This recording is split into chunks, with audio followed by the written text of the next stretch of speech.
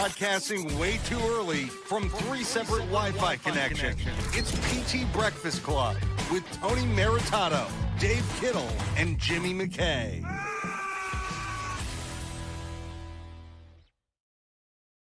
All right, welcome to PT Breakfast Club, where physical therapists gather twice a week to talk about business, marketing, and occasionally realize that the problem might not be staff, it might be the system. I'm Jimmy, that's Tony. Dave is somewhere selling cream for knees. We'll get into that when he comes back next Tuesday. He's going to drop his business model. He's going to start selling stuff for knees. We're going to talk about KPIs. For some reason, that's been a conversation that several people on LinkedIn and LinkedIn and Facebook have been having, and we sort of wrapped up 2 days ago. Wow, St. Patrick's Day was just 2 days ago. Talking about KPIs, and then wouldn't you know it, serendipitously, we got a new sponsor today only, and here they are. KPI-O-meter. Not sure what to track in your clinic? Just plug in the KPI-O-meter and instantly generate a completely random metric your staff will obsess over. Arrival rate, units billed, smiles per session.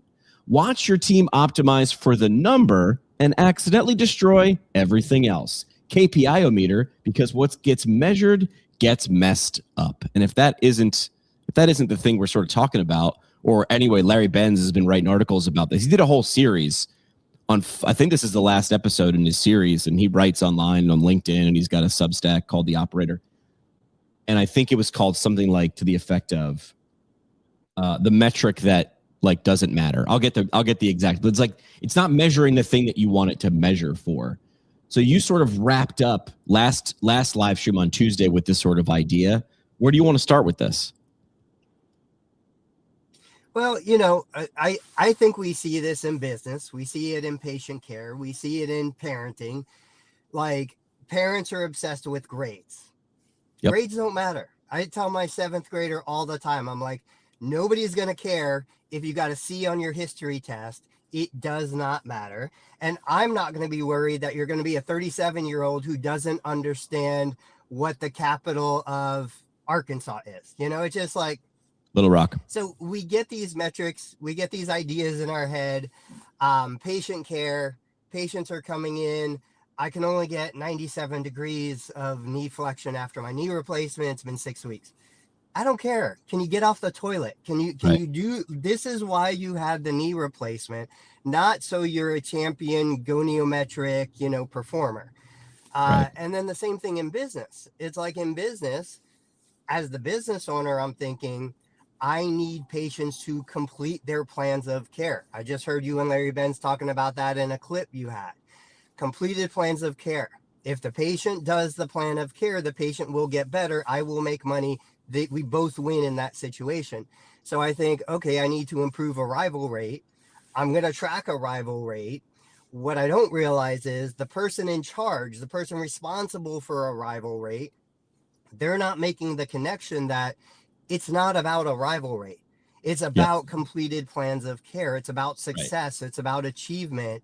But the easiest way to manage performance of arrival rate is to stop scheduling patients who don't come. So what we did, and then I'll give you a chance to talk, years ago, 20 years ago, we've always, for a long time, we've been in network with all payers, including Medicaid. Historically, patients on Medicaid who are relying on transportation through Medicaid don't have the best arrival rate numbers. They just don't. And so we said, we don't want to lose these patients. I might schedule 10 visits and get 3 that actually happen. How can I change my system to accommodate what's going on? So we wouldn't book a dedicated spot for an individual that consistently was missing appointments. Yeah. We would give them a flex spot. Either we'd call them the day of, or we tell them to call us, or we'd put them on the schedule in like a light gray font so that they might come, they might not come. If they come, we'll treat them and we'll bill for them. If they don't come, that's okay, because I've got other patients in that spot. And you can do this in a compliant way.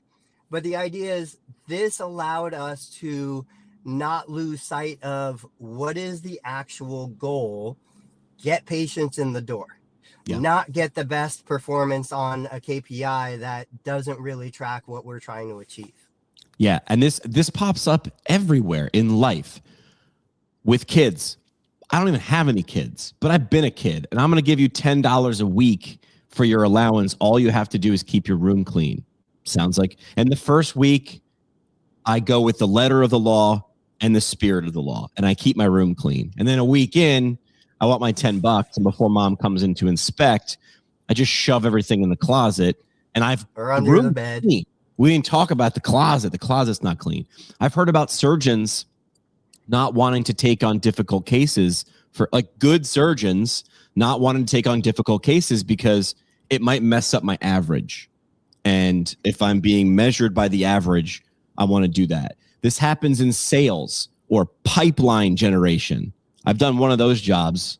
I ever go to do one of those jobs again, Tony, full permission. You drive from Ohio to New York and you slap me clear across the face. Because once I realized it was a big, dumb game that didn't mean anything, I couldn't play it. I just couldn't do it. Pipeline generation. Oh, how many deals do you think you'll close in the next 3 to 6 months? And I was like, none. And people looked at me like aghast because I was telling the truth. How many did I think would close? None. I don't think any of these are legit. These are all bull. And yet everybody else was playing the game. Like people pulled me aside. They're like, you kind of got to make this up a little bit. I was like, oh, I'm sorry. I just thought we were here to do something legit.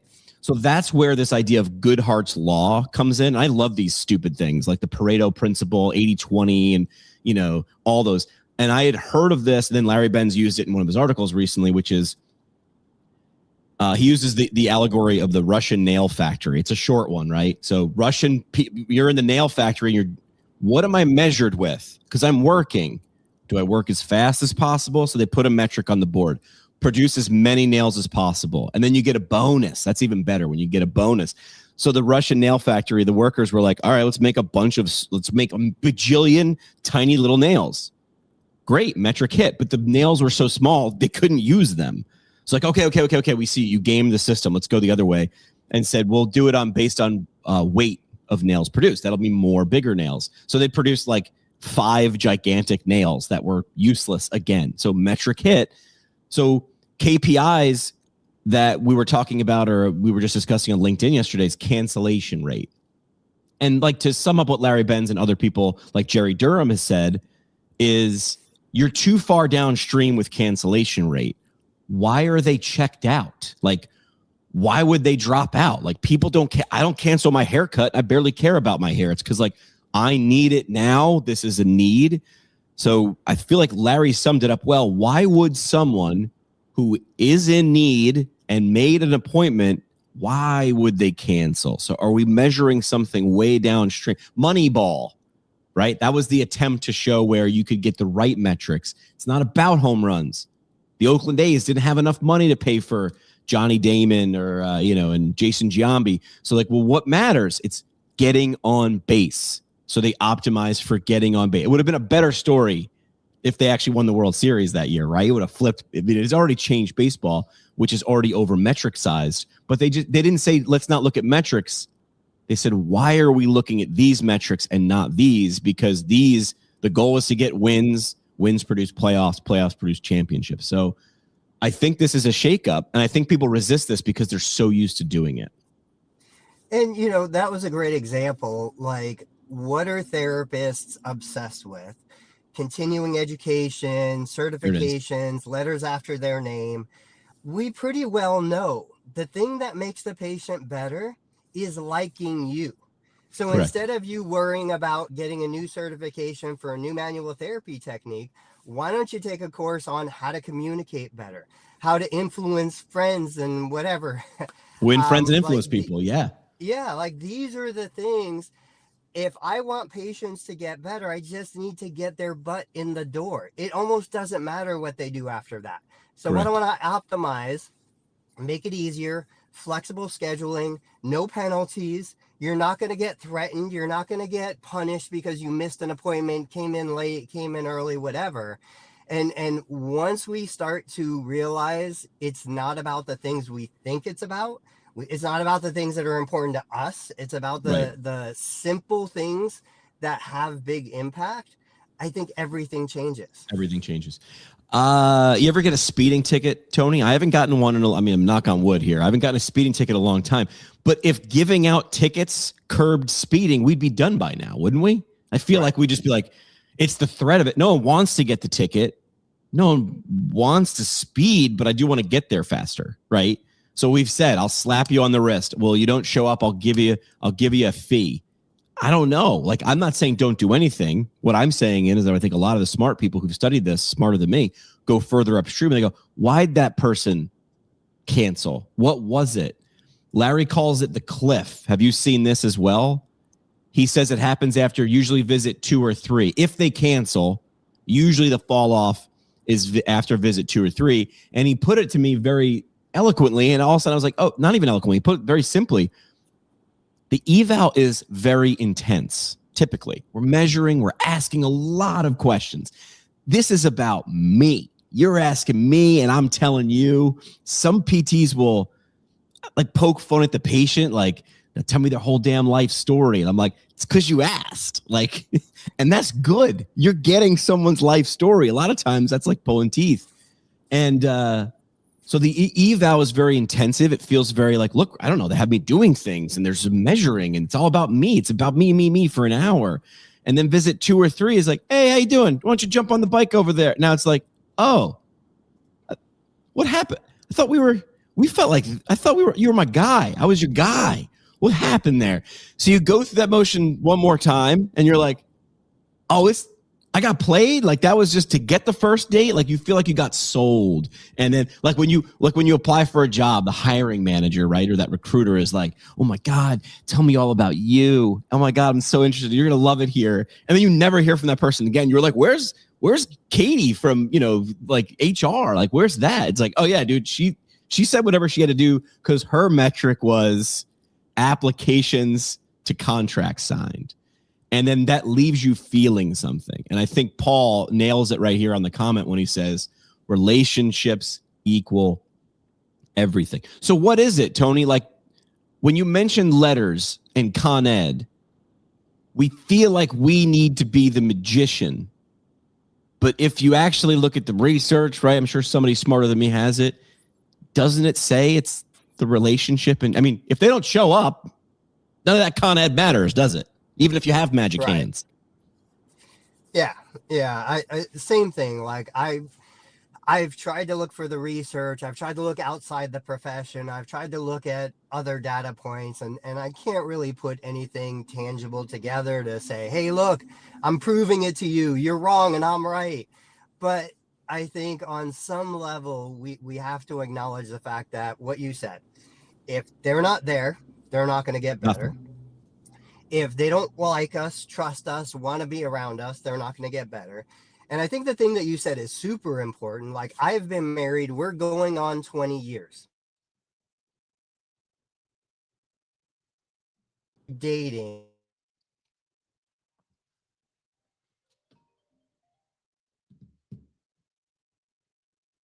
Before we got married.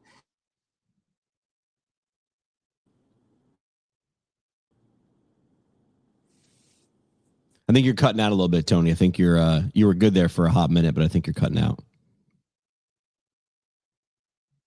All right, not sure if Tony can hear me. If you got a question or a comment, what I'll ask the audience, because I think you could ask 100 different clinic owners in 100 different clinics what they think and feel about this.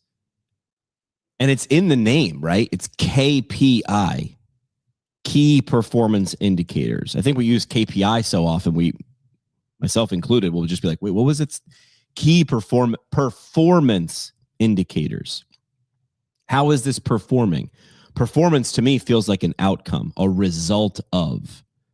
So that's the whole thing with Goodhart's law is like when the measure becomes the target, it fails to measure the thing that matters. That was the line in Larry Benz's article that like sort of hit. I don't know if Tony is back. There he is. Yeah, he cut out there for a second. But when you give someone a target, they're going to game for the target. But like you can't, that's where it's like, don't hate the player, hate the game, but you just invented the game. You're like, I'll give you an example. In radio, we were measured in quarter hours. So if you were listening at 12:14, if you wrote, this is how accurate radio measurements were.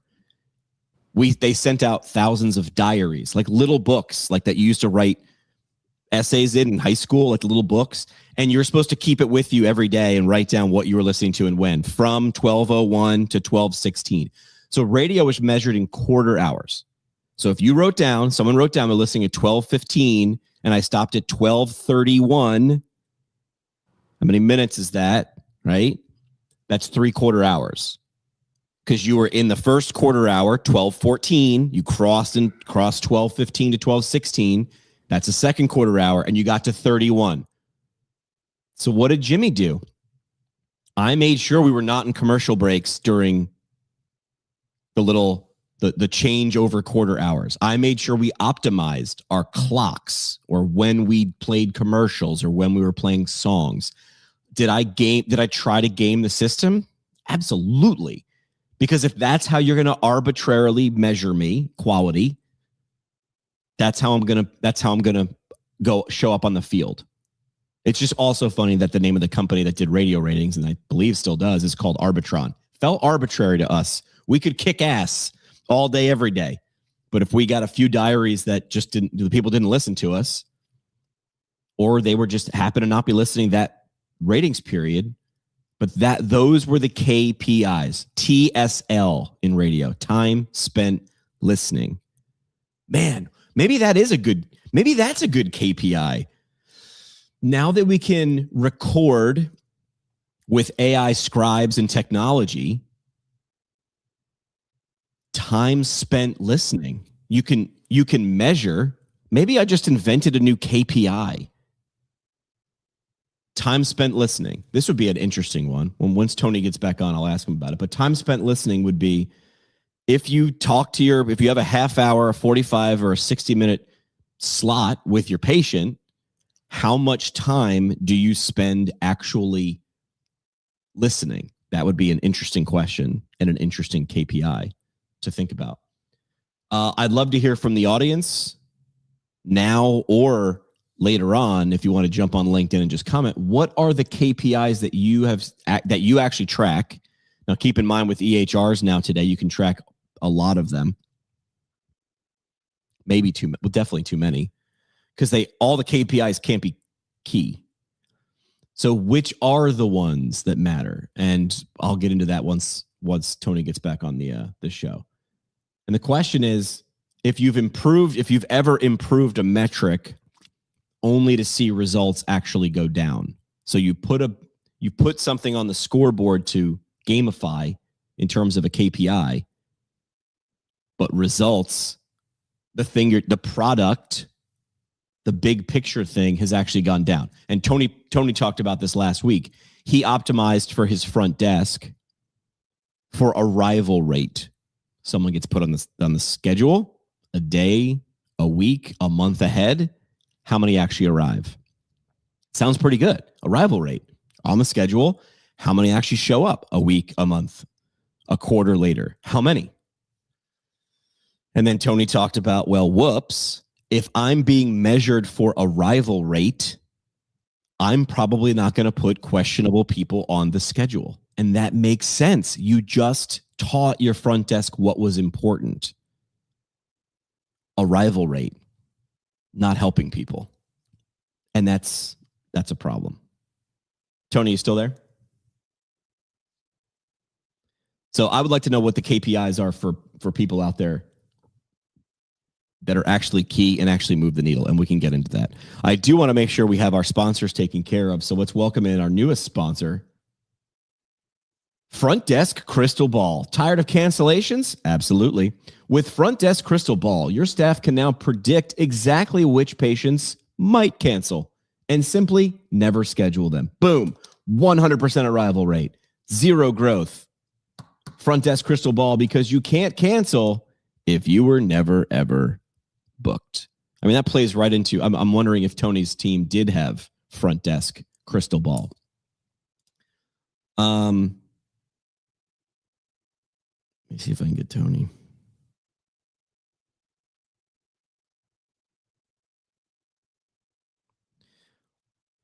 Let's move to the next topic, and then we'll come back to when Tony either calls in or can get back online.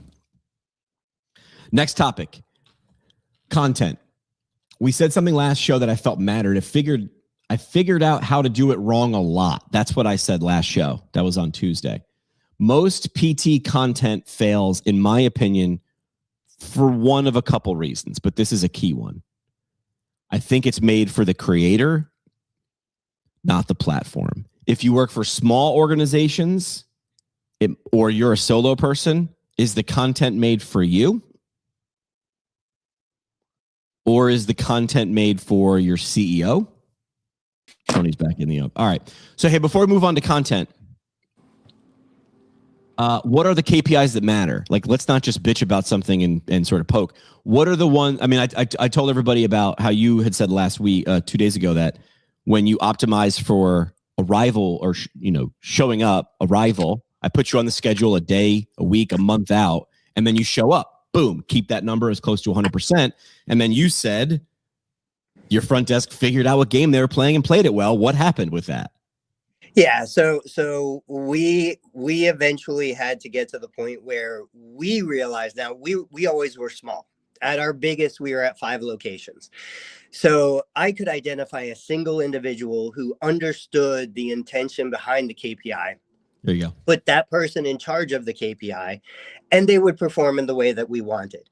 But if I just took a random person, if I had 100 front desk positions and tried to expect them to perform the way I wanted them to perform, it was always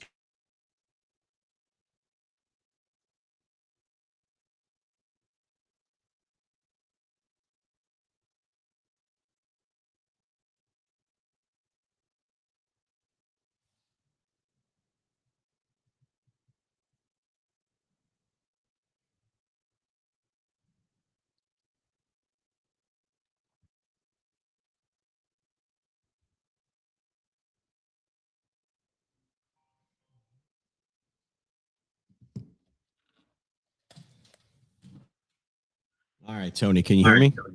I can. I don't understand what is going on for us today. Listen, every once in a while, the internet just hates us, but I'm pretty sure everybody can hear you now. So keep going. All right. So you were saying if you had 100 people, it sounds like you're starting the explanation where it's like, do you need to understand the letter of the law or the spirit of the law? Yeah. The intent behind it, right. And so we got to the point where we said, hey, we've got all these, 20, 30, 40 KPIs, and we're feeling good about tracking all these metrics and looking at these charts, and the charts are going up and to the right. And we realized it doesn't matter. What actually matters? I need profit. Are we making profit? How are we measuring profit? Am I making profit? What actions can I take to make profit go up? What actions can I take to make profit go down? Let's do more of one and less of the other. And we say, look, I don't even care if it's profit from physical therapy. Right. There's nothing that says I have to only make profit from physical therapy. Hence, you see the major shift away from physical therapy as a profit center to media as a profit center. Right. I was watching video. It made me think of you, right? Because first they mock you. I forget what the next step is. There's like a natural progression, like grief. Like first they mock you, then they whatever, and then like by the end of the step, like they're like, I always believed in you, right? Like I'm not going to call them out, but my classmates in PT school when I launched this podcast were like, "This is the podcast, guys, student talking to yourself." And now they're like, "I always believed in you." 10 years later, like I saw the vision too. I saw a video or a series of videos. Have you seen this one? It's essentially a remote control car with like a GoPro on it. And you're seeing the point of view of like the car. It's like first person. And the remote control car has a little like container on it filled with dog food. And it drives around like back alleys looking for like stray dogs. And of course, the videos are all like pretty much the same. First of all, a dog is going to be like, what the hell is this? And be scared. And then eventually it's going to sniff, and then it's going to eat the food. And of course, there's violin music playing in the background. And you watch it because the story is about a dog who's hungry and now you're feeding it. It's similar to the idea of like some guy knocking on a door of this house that's got just like an overrun lawn. And he starts talking to the owner. Right. The person's older and they can't afford to do their lawn, but the city is going to come find them. And of course, this guy mows their lawn. So the cost of the remote control car and the person's time to make the video with the dog and the person's, time and the gas and the tools to do a lawn. The video with the lawn that I saw, number one, had 1 million likes. Yeah. Never mind views. Like, I don't even know how many views it was. It had 1 million likes. So views are always going to outdo the interactions. And then by the end of the video, he was like, and by the way, we started a GoFundMe. And if the video was telling the truth, and at this point, I'm not shocked. They started a GoFundMe for this woman because, of course, the guy then is getting into her story. My husband passed away. My kids are dead. I can't take care of my house. And they raised $500,000 for her in like 48 hours. And you're telling me what we do is impactful and has so many stories that you couldn't actually start to say, I'm leveraging the attention that I can get from my clinic, the stories I can cultivate here. At some point, it's going to be more valuable. Let me give you one more example, and then I want to hear what your thoughts are. And then I'm going to bring up some of these videos on the screen. I was talking with some APTA state chapters recently. I'm sort of still on the stupid idea that like every one of them needs their own YouTube channel and podcast. None of them are going to do it themselves because they're all busy. It's all the being a member or being a volunteer is their second or third or fourth responsibility, but they all want it. They want the attention, right? Because they all say, what do you want? More engagement. I'm like, well, you need to give people something to engage with. And I say, I will come on board. I will help you. I don't want to host your podcast. I want to executive produce your podcast. I will turn your volunteers into podcast hosts. I will build the system and I will make sure the system runs. And I will find sponsors like in a state like New York or Texas or California.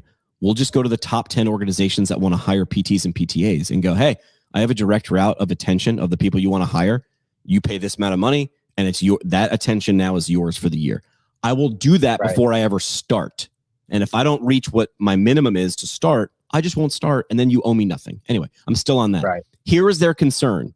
And I think it's valid now, but not in the future.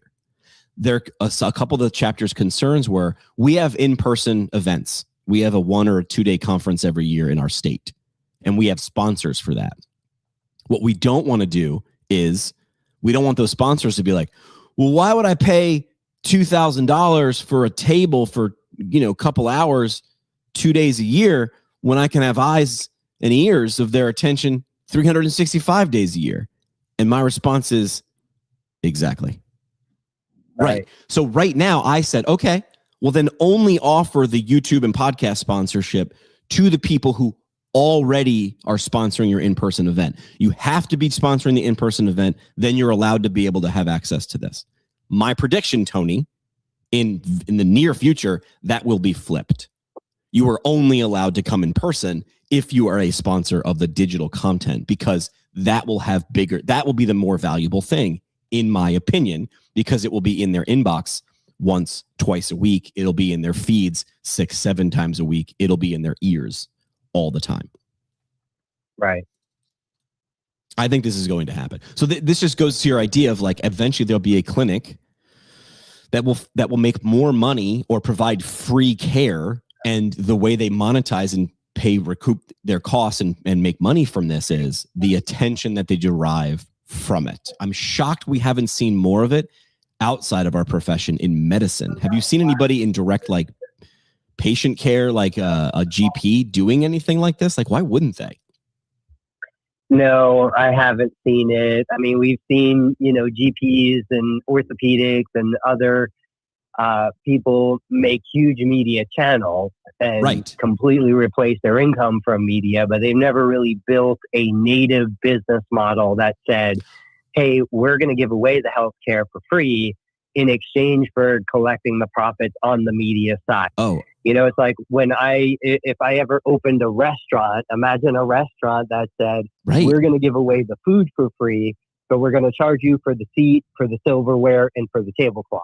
Right. It's just a change in mindset.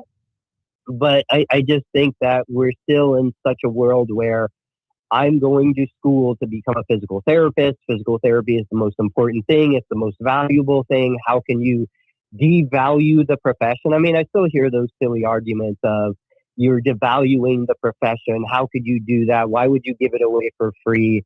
And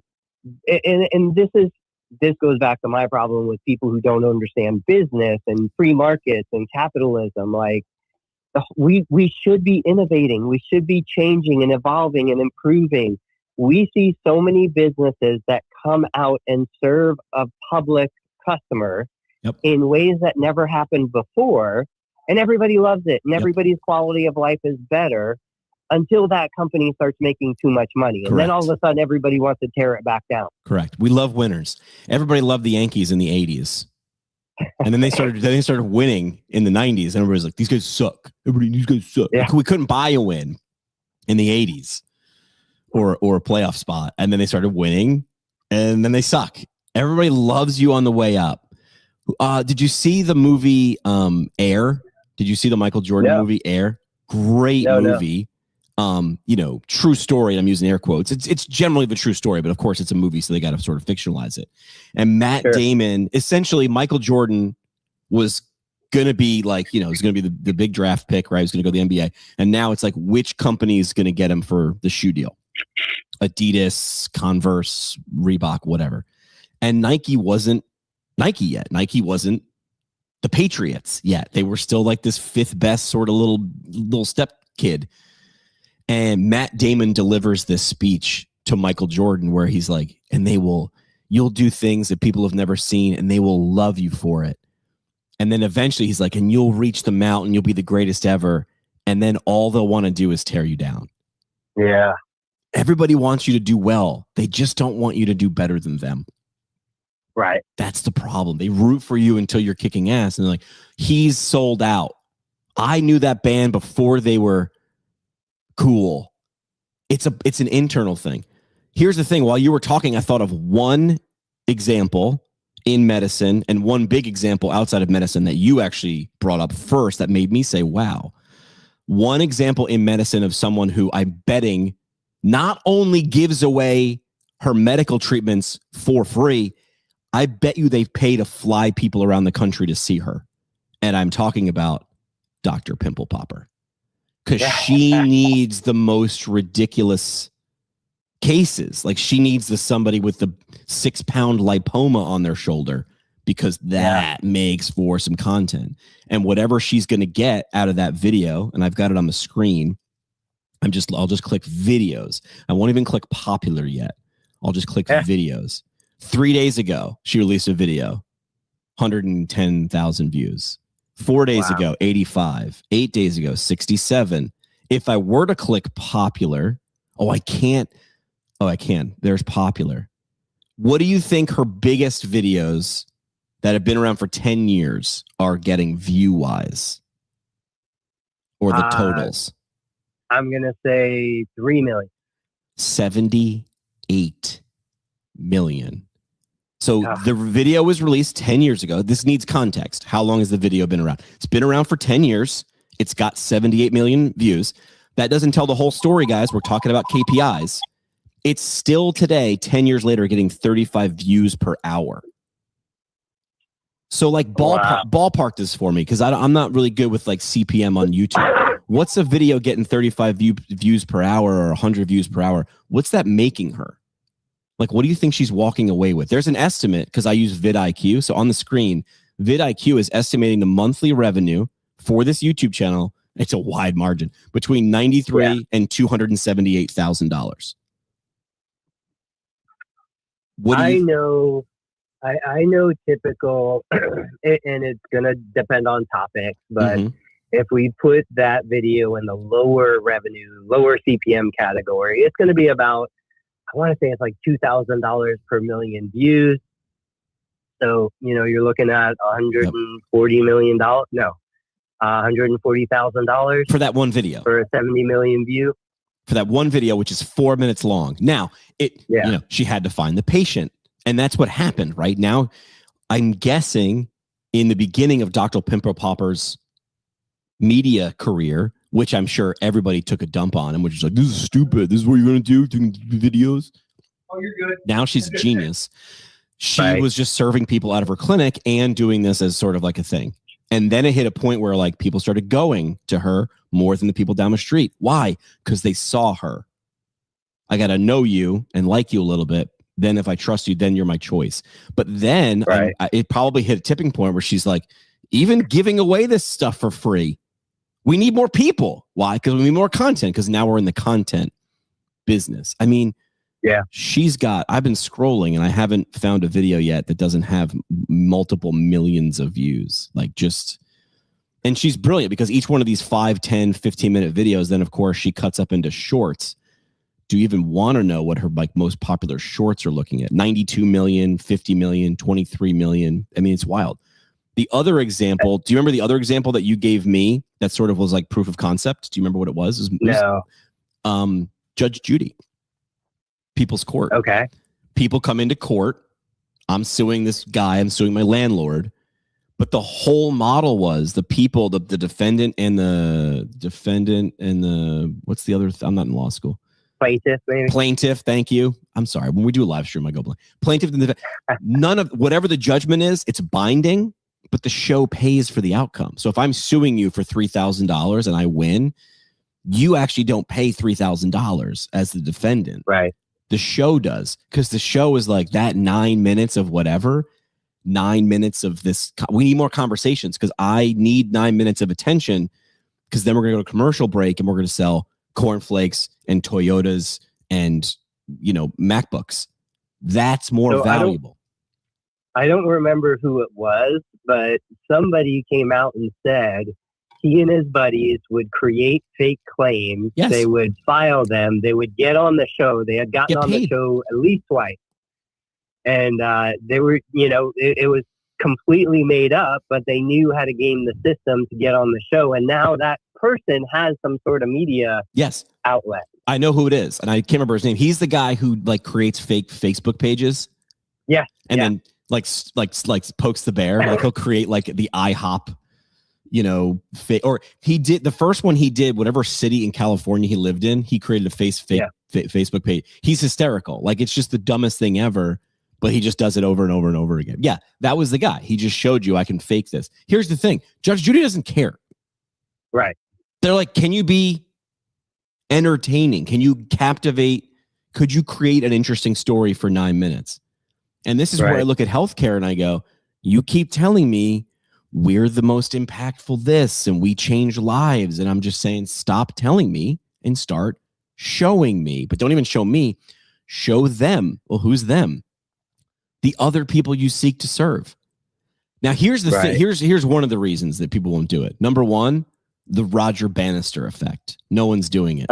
So it's not possible because no one's doing it. That will go away. As soon as someone does it, then people will rush to fill the void. And for people who don't know, Roger Bannister was the first person to break the 4-minute mile, and it was impossible. And then he did it. And then within the first 18 months after he did it, lots of people did it. It fell. Right. So there's the Roger Bannister effect. There's also, I think, the mismatched skill set effect, which is like, I'm good at being a PT. Now I have to learn how to do media. And I'll go, yes, you don't have to, but if you want to do this, you do, or you hire someone. That's it. Right. You hire someone and you go all in. I'm going to try this. I'm going to do it this isn't an overnight thing. Dr. Pimple, I would love to there's got to be a story on her. I would love to hear where it started and when, almost how I built this. So many people crapped on me and they told me this was stupid. And now she sells subscriptions and she's got this and I know who could do it. I know who could do it in PT tomorrow. Stuart McGill. Right? Okay. You know who Stuart McGill is? Of course. He could do it. He's already before media. I interviewed him when I was in PT school a decade ago. Yeah. And he was telling me stuff that I was like, oh my God, is this real? And then I don't think he was lying. People would fly to, I believe he was in Nova Scotia. They'd fly to Nova Scotia and to be seen by him. And they'd stay for a week and get several treatments. Why? Because people talked about him. They were like, if you've been dealing with back pain for 10 years, you go to see Stuart McGill. Love him or hate is whatever. That's not the point. Don't get emotional about liking or not liking Stuart McGill. That's on you. But he did it before social media. He did it I don't know, in message boards or whatever. They found him and they flew there. Yeah. Yeah, but this is just one leg of the stool, like you always talk about. Yep. You and I tend to be media first because that's our comfort zone. This could be product sales. This could be real estate. This could be franchising. This could be any number of things. You look at the opportunity. You know, I would think physical therapists would be the absolute best free market capitalists in the world. Why? Because they are the best at analyzing a problem and finding a solution. And yet they refuse to look at this through any unbiased, point of view. They force it into, it's like me having a bilateral amputee and saying, nope, you got to walk. Nope, no prosthetic. You got to do it on your own. No chance. We're not doing anything different. There's 1,000 ways for that person to locomote. They don't need to do it the way everybody else does it.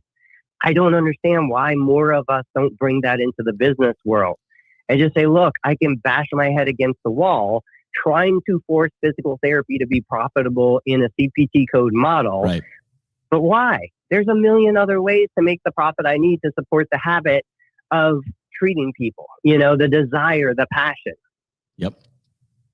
Is it the answer is always just Google emotion wheel. Have you ever seen the emotion wheel? It looks like a color wheel. No.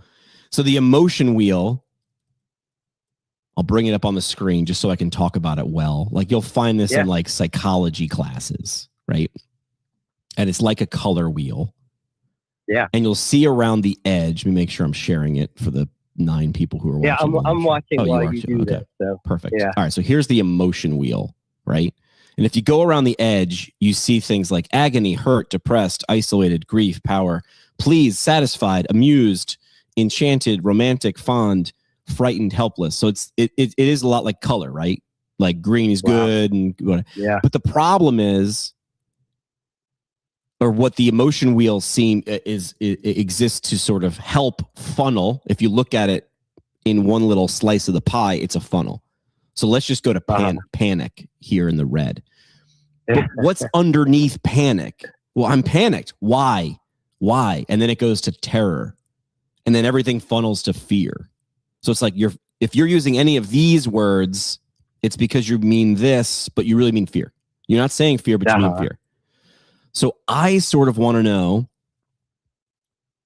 what is the feeling that stops healthcare providers who, let's be honest, and I'm speaking in generalities because I have to, but like we want to prove our worth. Like I want to show you, especially PTs, right? Because we're like, we are doctors. It's like you're coming at it from a position of trying to prove yourself. I can say this because I am one. But I want to try to find the right word on the color wheel or the emotion wheel that actually talks about why. Shameful? No, I don't think it's shameful. Insecure. There it is. So all right. So I think the word is insecure. Would you agree? Like, why do we? Yeah. So I found, so above, so here's how we follow the path. Inferior. So if I feel inferior or inadequate, both of those go to insecure. Insecure goes to fear. And then we go to Yoda. Fear is the path to the dark side, right? So because I want to make sure I appear superior and not inferior, I will do everything the way, because I am aware that everybody in the world is looking at me, and I need to appear to do everything the right way, just like everybody else that I want to appear on the level with. Right. So we might be the last group that does this because we want to maintain like this last bastion of, I earned this, which I agree. I did. But stop telling people that are never going to agree with you anyway. Like if I waited for permission to start a podcast, I'd still be waiting. I did it because I liked it. Like it was very selfish. So to me, you have to get to the emotion of what's stopping you, right? That's the whole point with the 12-step program is like, you have to admit. Before you admit you have the problem, you have to know what the problem is. I think the answer is inferiority, insecure, fear. If you follow that on the emotion wheel, that is my view. And I'm not standing here saying I'm smart enough to figure out why or how we get over that, but that's the thing we have to get over. It's not a technology thing. Because even like a fun exercise that I'll do after this, and I'll post it on LinkedIn and Facebook. It'll be a long text thread, or maybe I'll make it a short video. I'll go research Dr. Pimple Popper and be like, give me the beats, give me the timeline. How did she get from where she is now Where'd she start? How did she twist and turn? Right? She probably got mocked, right? And then run that parallel. What does a PT need to do in the next 7 days, 30 days, 90 days to become the Dr. Pimple Popper of PT?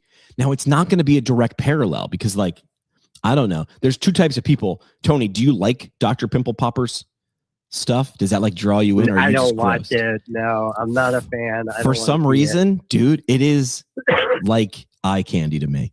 It's gross. Yeah. But I gotta see it. When someone walks in with a giant hump on their back, I'm like, what is in there? Yeah. And I gotta watch until this giant chicken cutlet size thing comes out. But there's enough people that are repulsed by it, but even more people, that many people watching it. We don't necessarily have that. Like, we don't have directly that. So the question would be, what's our versions? What are our versions of that? Yeah, I wouldn't say we don't have that. We do. We do. It's just not we've got, obviously, we've got lymphedema therapists. We've got wound care therapists. We've got therapists doing, there's always something disgusting in the clinic that's available. For me, post-surgical incisions, like those are my biggest, most popular Facebook posts. But you could even go the direction of, like, I shared a picture yesterday of a person. I don't know this person. They had a goniometer on their knee at home. It wasn't really lined up properly. I knew it wasn't lined up properly. I shared it. And of course, most of the comments were, they've got it in the wrong spot. It's not lined up. They don't know the anatomical landmarks, Right. So, like, what you're really looking at is what is inflammatory or, exciting or disgusting or whatever that doesn't cross the line, but will get eyeballs.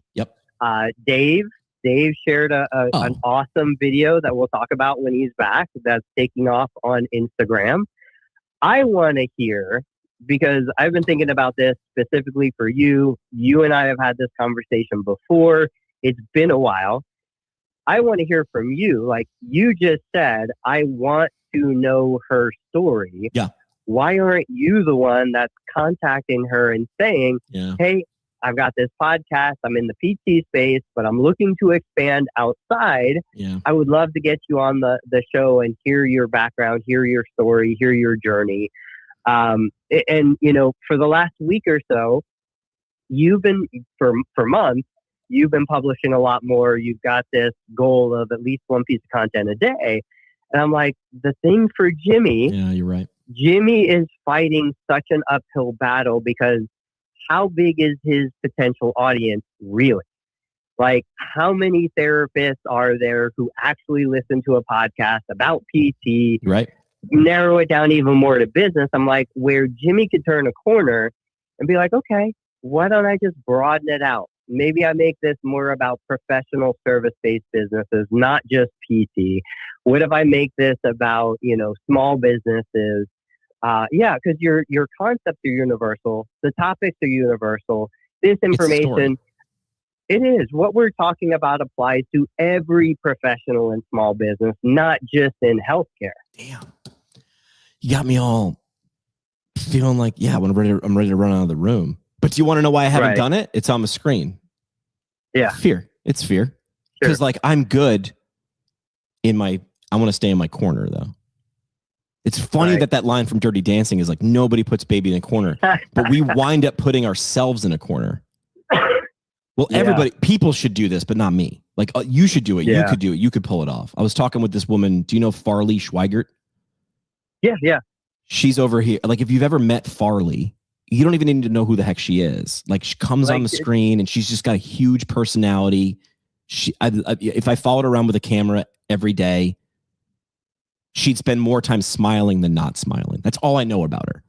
And I'm like, how are you having any problem getting people to pay attention to videos? Like her personality is oozing through the Zoom call that we were on. And she was just like, well, I don't feel like and I'm able to spot it from a mile away. I'm like, oh, you need permission. There's no such thing as permission, but she feels like it. So I keep on her ass. I'm like, have you done that thing we said? And she's like, no. Eventually she'll crack and she'll do it. And then the only complaint that she'll have is, why didn't I do this 6 months ago or 6 years ago? And I'll go, I don't know, but you're doing it now. So let's triple down on that. But you're right. Yeah. Like I should just go to Dr. Pimple Popper and be like, I should do a video where I go, hey, everybody, you should know who this is. And then DM her, not a piece of text. I should DM her a video of me in one take, looking in the camera and being like, I've been following your story for a long time. All I want to do is show PTs what you've done, or show healthcare what you've done, because I think the world needs more people like you, because you're doing something very simple, not easy, but simple and powerful. Yeah. Like, what better? I'm sure the American Dermatology Association hated her, or people in it are like, she is this and look how she does that, and they micromanage. And then there's also a portion going, hell yeah. And I'm saying, if you try to win everybody over, you are not pizza, ice cream, or sex. You can't do it. You're not those three things. You're not gonna. It's not gonna happen. So she didn't do that. She didn't wait for permission. She did it. But you're right. I should find the dermatologist.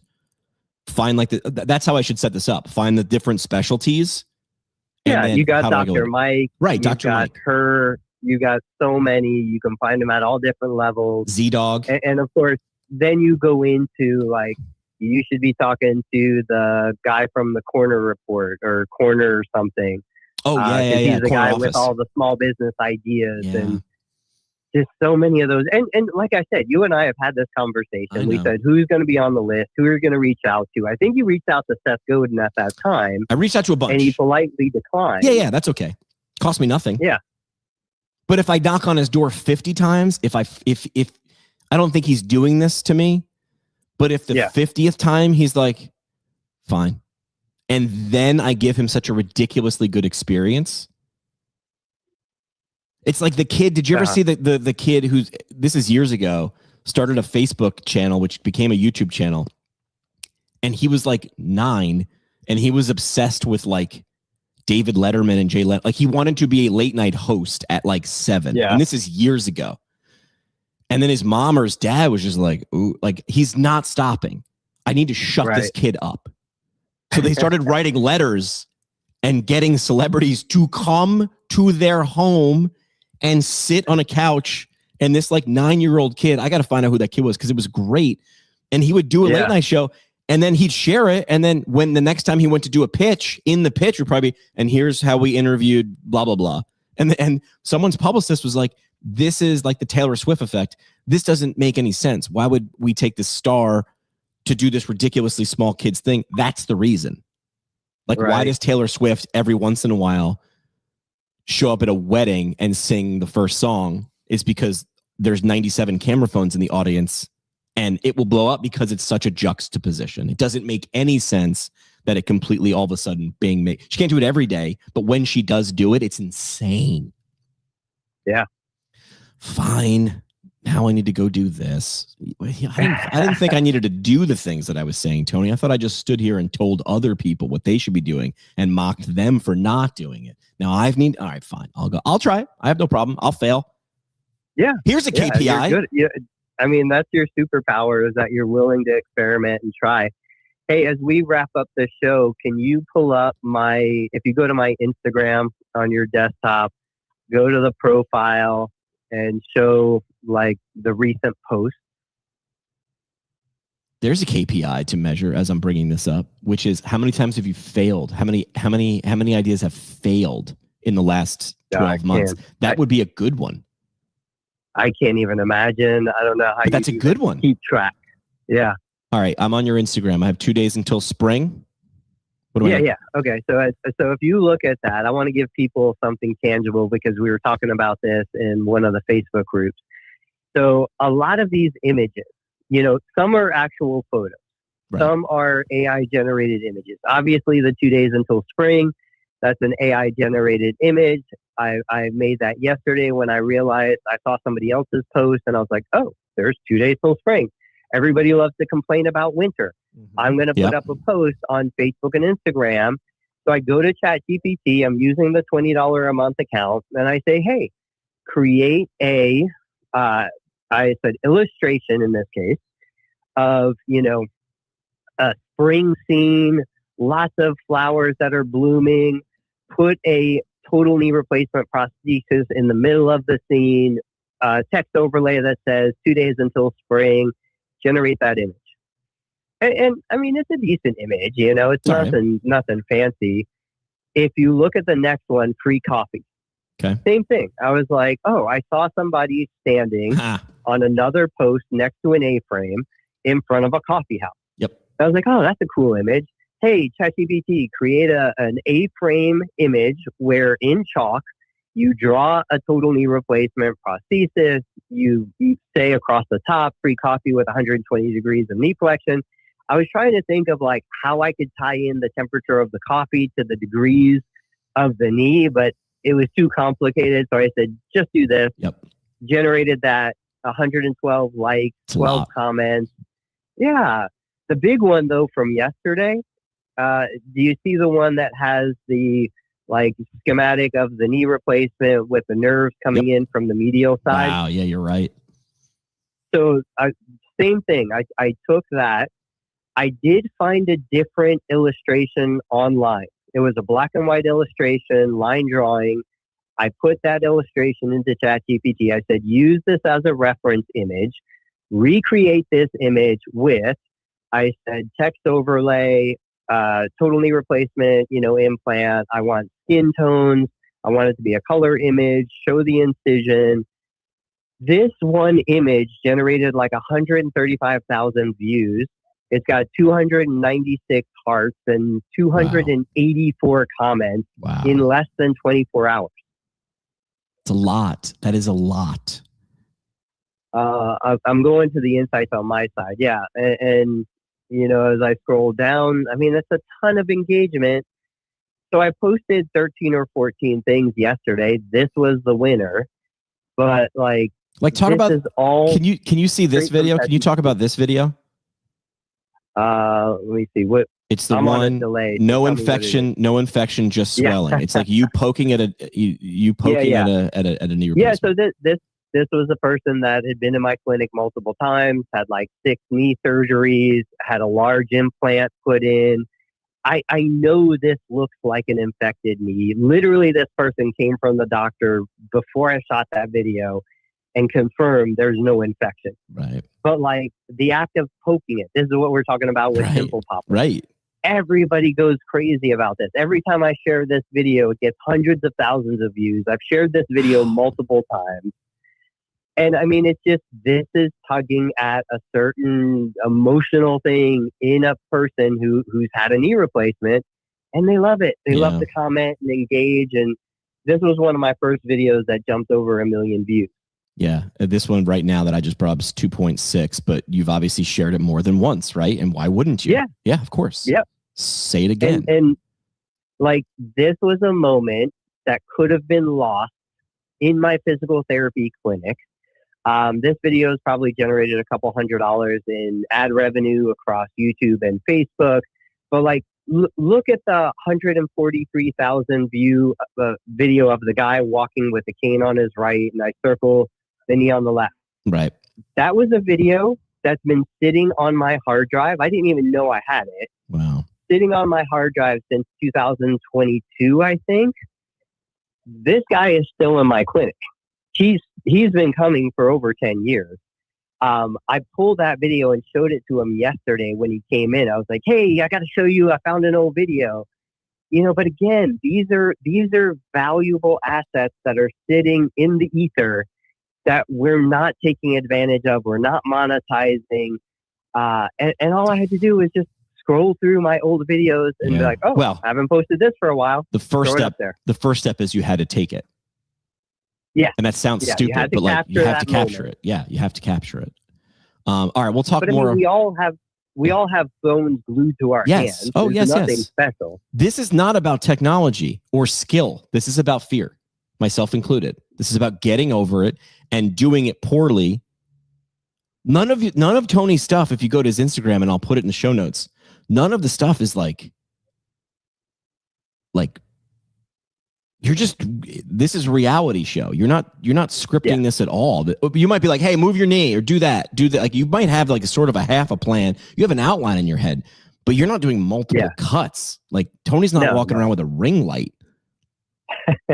Like it's just not. Like these are that. I just counted that one video with on the pointing to the surgical side with the 5 seconds. Yeah. 5 seconds. Yeah. has turned into, and you can tell me later with the statistic, how much watch time, because you can look at that in the insights. How many days probably worth of watch time of 145,000 views times 5 seconds. I mean, I could do that math quick, but I can't do that math quick. So let's dig into a bunch of content, because I wanted to talk about Judy and her cafe and her pancakes. I want to talk about that. I want to talk about Dave's rocket ship. I want to talk about my Avengers rocket ship from a month ago and how do I recapture that. So we'll get into, let's do a whole episode specific on content. We'll pick 3 sort of verticals and dive into them. Or maybe my guess is we could talk about this all day. This might be a couple episodes deep. Yeah. All right. So parting shot for today. What do you got?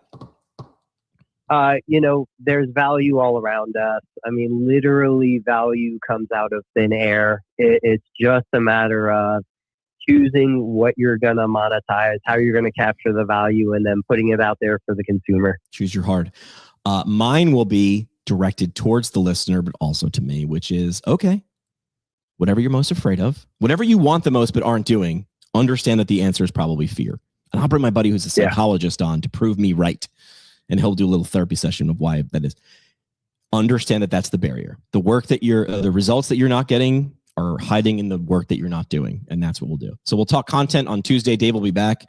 By then, his little weird video that was off the cuff will have already crossed 50,000 views. And that video doesn't make any sense until it makes perfect sense. Tony, I'll see you on Tuesday. See you, Jim. That's it. We're out. Boys, what the hell are you doing? Follow Tony Maritano on YouTube at Total Therapy Solution. Find Dave Kittle at ConciergePainRelief.com and on YouTube at The Dave Kittle Show. And follow Jimmy McKay at PT Pinecast on YouTube, the socials, and wherever you binge podcasts you pretend are for CEUs. And hey, just a reminder, none of this was for advice. This was for entertainment only. Our lawyers say that counts. Thanks, Keith.